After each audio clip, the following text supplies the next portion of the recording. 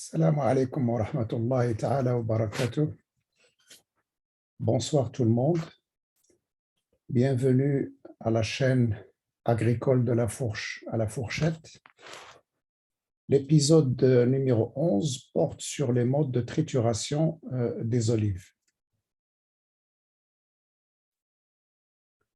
Nous allons, dans le contenu, traiter les 5 étapes de la production d'huile d'olive, parler du système traditionnel et de ses inconvénients, traiter l'aspect oxydation de l'huile d'olive, traiter le système moderne d'extraction de l'huile d'olive, les différentes étapes de ce système et l'aspect séparation de l'huile et du grignon dans le système moderne. Pour ce qui est des 5 étapes de la production d'huile d'olive, la première étape consiste à faire la récolte. C'est une des étapes les plus délicates et décisives et on en a déjà parlé au cours de l'épisode numéro 9, je crois. Le deuxième aspect, ou la deuxième étape, il s'agit du lavage et du pressage.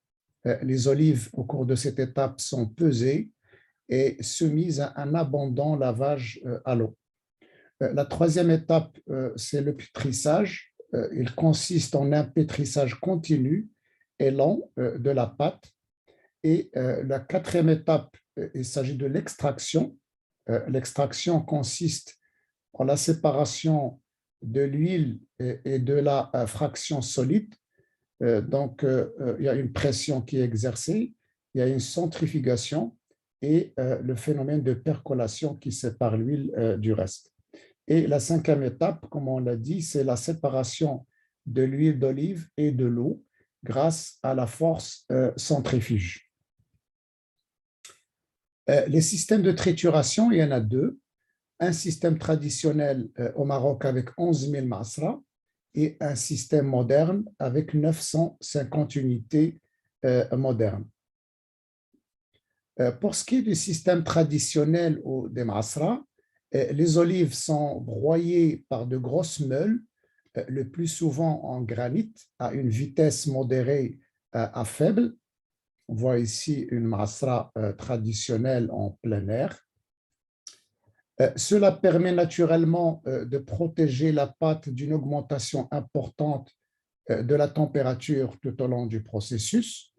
Et la température est constamment maintenue en dessous de 27 degrés Celsius et le produit peut être défini comme un pressé à froid.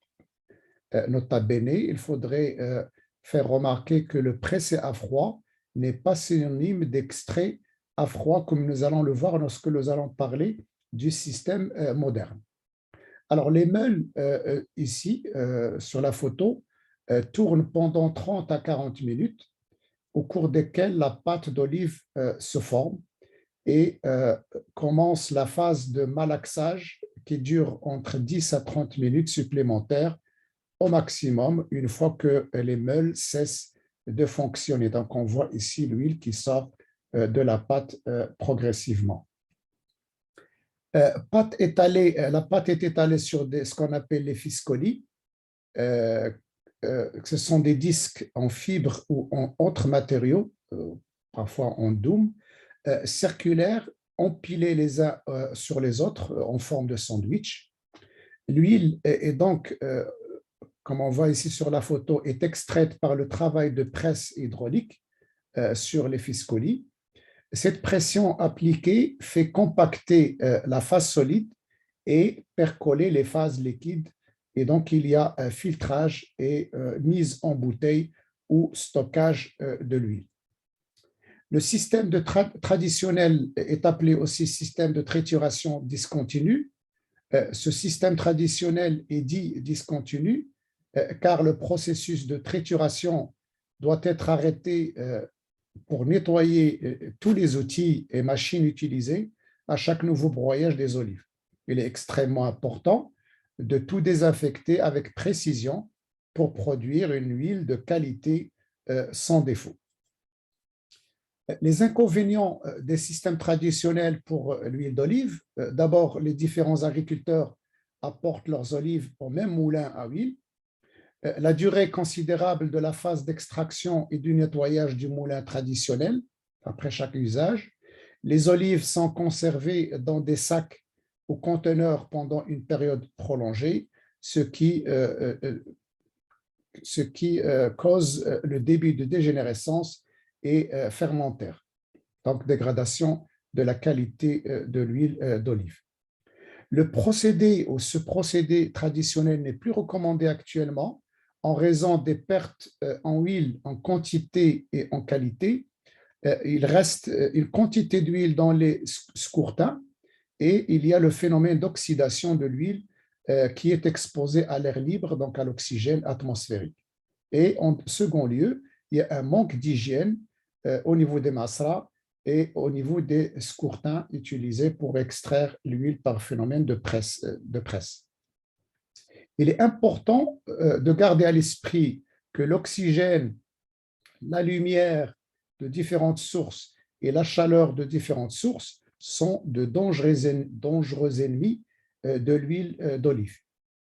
Donc, on voit ici l'huile qui sort d'un lieu de production. Si cette huile est exposée à la chaleur,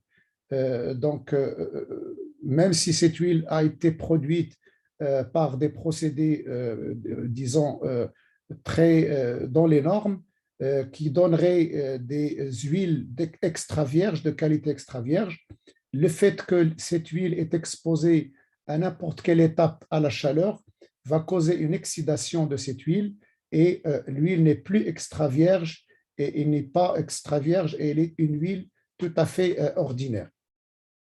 Donc, il perd toutes ses qualités, tous ces paramètres de qualité, tous ces qualificatifs. Alors, pour ce qui est de l'oxydation de l'huile d'olive s'oxyde lorsqu'elle entre en contact avec l'oxygène atmosphérique. Et donc, l'huile d'olive plus oxygène donne des peroxydes. C'est un composé chimique favorisant l'altération de la qualité chimique organoleptique de l'huile d'olive, donc d'où le phénomène d'acidité et rancissement de l'huile d'olive. Pour ce qui est de l'extraction moderne ou ce qu'on appelle méthode continue, toutes les phases d'extraction sont conduites dans un système fermé et donc les niveaux d'oxydation sont maintenus à des degrés inférieurs à ceux typiques du système traditionnel qu'on vient de voir. Il est ainsi possible de choisir la rotation et la vitesse de la machine, ce qui entraînera une différence dans les caractéristiques de chaque huile d'olive produite à partir d'un réglage précis. Donc, l'utilisation d'une basse fréquence entraîne généralement la production d'huile d'olive moins amère que celle fabriquée, par exemple, à une fréquence de rotation plus élevée. Donc, l'utilisation du système continu présente plusieurs avantages. Il permet un meilleur contrôle des processus d'assainissement, il permet un meilleur contrôle de température et d'oxydation, et il offre une capacité de travail accrue par rapport à la méthode discontinue. Les inconvénients de ce système continu résident dans la nécessité de contrôler en permanence, notamment la température atteinte pendant la phase de broyage. En raison du frottement, la température a généralement tendance à augmenter naturellement. Lorsque la température du produit est contrôlée et maintenue sous 27 degrés Celsius pendant toutes les phases du processus, dans le processus moderne, l'huile d'olive est produite et définie comme extraite à froid. Donc, on voit ici sur la bouteille, donc extraite à froid, qui montre que la température a été contrôlée à toutes les phases. Dans le système continu, l'extraction de l'huile d'olive est réalisée par centrifugation en utilisant soit des décompteurs triphasés pour séparer l'huile, l'eau et les solides, soit des décompteurs biphasés pour séparer l'huile du grignon d'olive à l'état humide, donc avec l'eau. L'extraction en deux phases est préférable car il ne nécessite pas de supplément d'eau et l'eau est plutôt nécessaire lorsque le système triphasé est utilisé. L'eau, en outre, dilue et élimine les substances polyphénoliques. Ceci crée des déchets toxiques supplémentaires. Alors, voilà donc le procédé d'extraction continue à deux phases. Donc, entrée des olives au niveau de l'usine, lavage, trituration, malaxage. Il faudrait mentionner ici que le nouveau malaxeur fonctionne en atmosphère contrôlée avec de l'azote pour ralentir le processus d'oxydation. Donc, après le malaxage, on obtient la pâte. Et donc, il y a la phase d'extraction à la centrifugeuse qui donne de l'huile et du grignon et eau. Et l'huile est filtrée et mise en bouteille ou stockée selon les cas. Pour ce qui est des différentes étapes en système moderne qu'on vient de décrire, il y a d'abord les feuillages et lavage des olives. À la réception, les olives passent par les feuilleuses et le lavage qui permettent d'éliminer toutes les impuretés. D'abord les feuilles, les brindilles, les fragments de terre, etc. Et il faudrait changer l'eau de lavage à la fin de chaque journée. La deuxième étape, c'est le broyage. Il est réalisé à l'aide de broyeurs à marteau et la durée de broyage ne doit pas dépasser 20 à 30 minutes. Et le broyage des olives ne doit être ni trop grossier ni trop fin. La troisième étape, c'est le malaxage. Cette opération de malaxage est réalisée pendant 40 à 45 minutes à des températures au sein de la pâte ne dépassant pas 27 degrés, comme on vient de signaler auparavant. Et de cette manière, l'huile extraite peut porter la mention « huile extraite à froid » et obtenue sans chauffage du malaxeur. On voit ici le malaxeur qu'il ne faut pas ouvrir, dont il ne faut pas ouvrir le couvercle afin d'éviter l'oxydation de l'huile d'olive et donc éviter le contact avec l'air libre. La séparation de l'huile et du grignon humide donc, se fait avec on l'a dit, avec une centrifugeuse. Donc, voilà la pâte d'olive qui rentre par ici, sortie de l'huile d'olive et sortie par là du grignon liquide. On verse la pâte donc, dans un bac en inox où tourne un vis sans fin, qui est ici sur la photo. Et au Maroc, 500 000 à 600 000 tonnes de grignon d'olive liquides sont utilisés pour la deuxième extraction avec ou sans solvant. Donc, on parle ici de l'huile de grignon d'olive.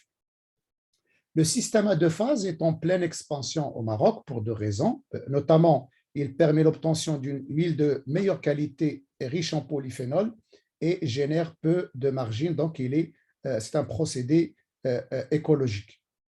Voilà, il y a une tendance au niveau international, c'est d'avoir des usines de trituration, d'extraction d'huile d'olive au sein même des fermes. Ça existe en Espagne, ça existe en Italie, ça existe aussi au Portugal. Donc voilà, ici, on voit, donc on fait la cueillette des olives, le transport juste à l'intérieur de la ferme, on procède au lavage, à la trituration, centrifugation, séparation, et donc l'huile est sortie, mise sous bouteille ou qui sort directement sur les marchés ou stockée au niveau de la ferme pour des ventes plus tard. Voilà donc prend fin cet 11e épisode. Je vous remercie pour votre attention. شكرا لكم على حسن المتابعة وإلى حلقة قادمة. Donc à la prochaine épisode dans laquelle nous allons traiter la qualité de l'huile d'olive. Merci encore.